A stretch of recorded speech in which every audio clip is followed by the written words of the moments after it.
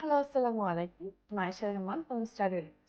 আজকে আমাদের সাথে আছে নাইমুর রহমান ভাইয়া, যিনি রিসেন্টলি অস্ট্রেলিয়ার ভিসা পেয়েছেন। কংগ্রেচুলেশন ভাইয়া। থ্যাংক ইউ আপু।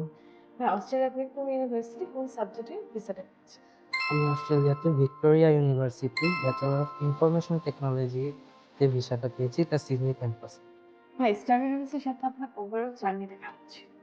স্টার ইউনিভার্সিটির সাথে আমার ওভারঅল জার্নিটা অনেক ভালো গেছে।